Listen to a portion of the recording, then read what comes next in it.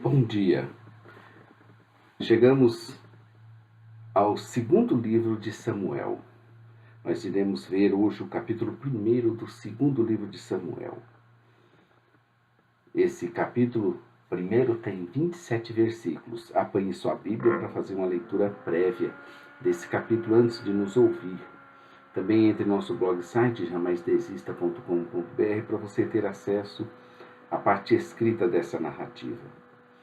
Como nós já dissemos para vocês, nós juntamos 1 e 2 Samuel. E estamos na terceira parte dessa subdivisão, em 5 partes dos 2 livros de Samuel. E essa terceira parte fala da ascensão de Davi e da queda de Saul. E nós estamos no último capítulo dessa terceira parte. A partir de amanhã, capítulo 2, começaremos uma nova parte. Então nós estamos vendo a inocência de Davi e a culpa de Saul para com os filisteus. Então chegamos finalmente ao final dessa última subparte. Já era o terceiro dia depois que Davi chegou a Ziclag, de volta, depois de derrotar os amalequitas que o tinham roubado. Saul já estava morto, e assim uma nova fase estaria para dar início à jornada de Davi nessa terra.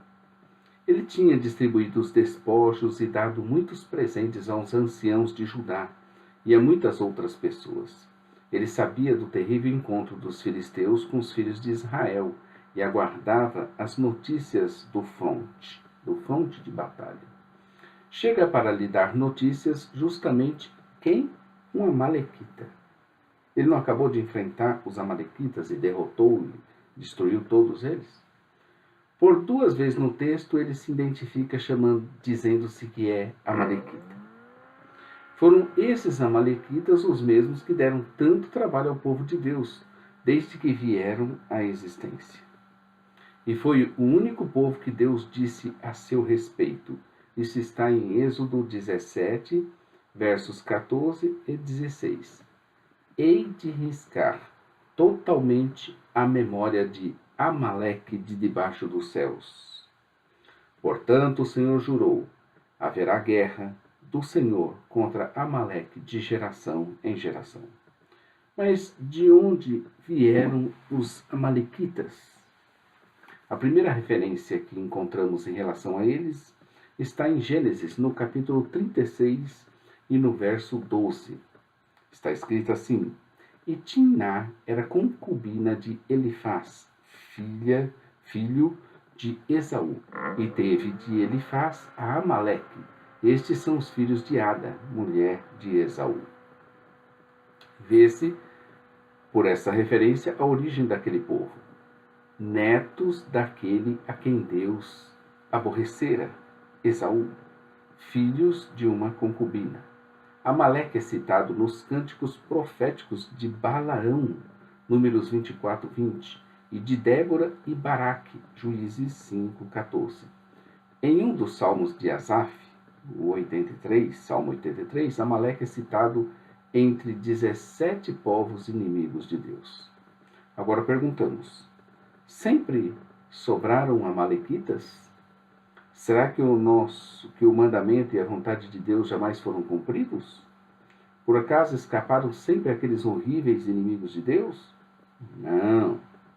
No livro de 1 Crônicas vemos um relato breve de que a vontade de Deus foi cumprida quase 200 anos depois que ele ordenara.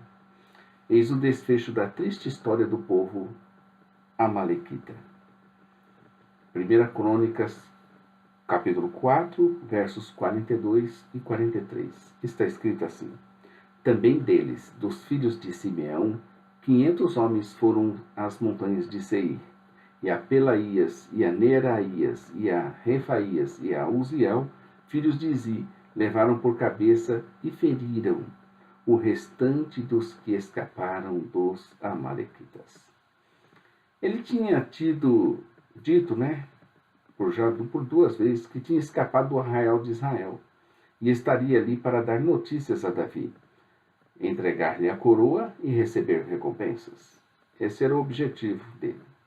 Realmente seu interesse não estava em nada que não fosse uma boa recompensa. No entanto, esse amalequita se deu muito mal.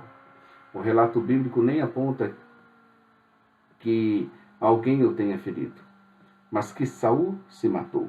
Esse é o relato bíblico. Não diz que alguém feriu Saul, mas que ele se lançou sobre a sua espada. Lembram-se? Logo estava ali provavelmente esse cidadão mentindo e contando uma espécie de vantagem para melhorar o seu prêmio, pois dizia ele que tinha matado Saul. O fato era que ele estava mesmo tanto com a coroa como com o bracelete real. Então ele se aproveitou da situação, apanhou a coroa, apanhou o bracelete, inventou a sua história de que matara o rei de Israel, inimigo de Davi, e estava ali junto com Davi para obter o seu prêmio. A história desse amalequita pode até ter sido verdadeira, caso Saul tenha fracassado em sua tentativa de suicídio, pelo que teve de pedir ajuda adicional ao amalequita. De repente até foi, mas eu creio que não. No entanto, aquilo não soou bem a Davi, que vingou a morte de Saul pela vida do amalequita. Assim, ao deixar de compartilhar da convicção de Davi quanto à posição sacrossanta do ungido do Senhor, 1 Samuel 24, 6, 26, 9, ou se recusar a isso, o amalequita assinou sua própria sentença de morte. Versos 15 e 16. Pois é, o contraste entre Saul e Davi e Jonatas fica muito claro nos acontecimentos. Enquanto Jonatas entregou e aceitou o desígnio de Deus na sua vida, simbolicamente entregando o reino a Davi quando lhe entregou a capa e a armadura, 1 Samuel 18,4, um amalequita que tomou sua coroa e bracelete, entrega ou faz chegar às mãos de Davi simbolicamente também o reino de Israel. Enquanto em Jonatas foi voluntário, em Saul é forçado e violento. São curiosidades que a gente repara, né? Até na execução do amalequita, embora cruel, indicava zelo de Davi pela vida do ungido de Deus. A seguir, então Davi, tomando conhecimento dos fatos, se lamenta de forma convincente a morte de ambos, principalmente de Jonatas, pelo qual nutria uma profunda amizade. Era Davi sincero em seus sentimentos e devoção, e isso fazia a pessoa dele ser muito querida entre os seus súditos. Era uma pessoa que tinha um coração bem aberto.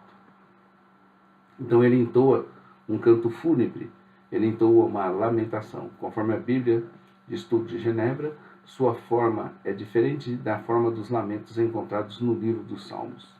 Sua estrutura é concêntrica, os versos 19 e 25 fazem um paralelo entre si e encerram uma seção central que começa e termina com uma nota semelhante com o verso 20, referindo-se às filhas dos filisteus, e o verso 24 dirigindo-se às filhas de Israel.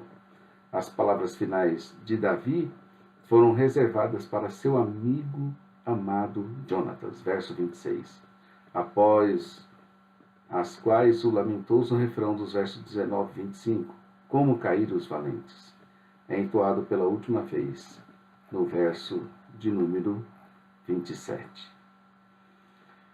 Verso número 27 diz assim: como caíram os poderosos e pereceram as armas de guerra.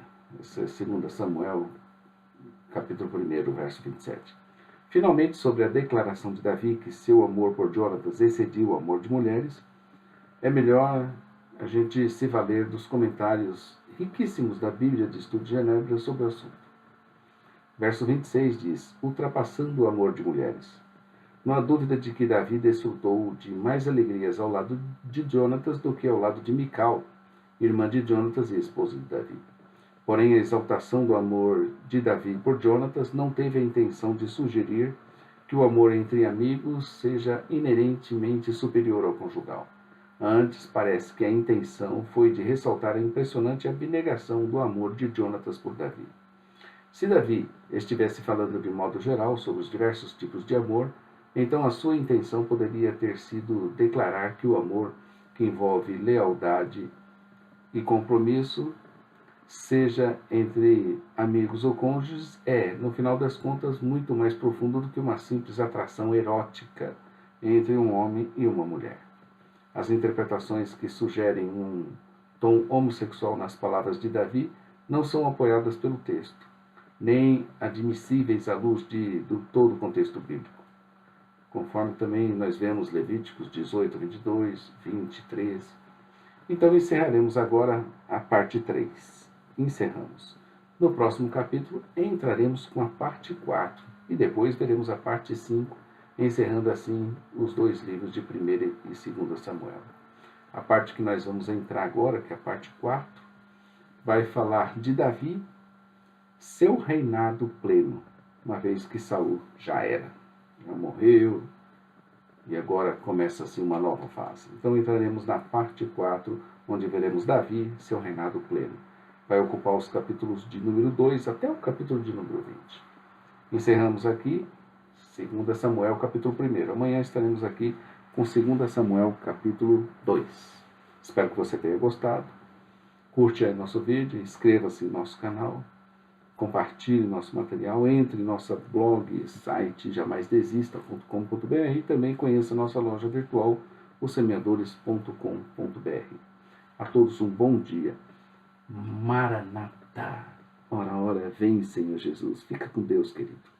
A palavra de Deus é enriquecedora para as nossas vidas. Amém.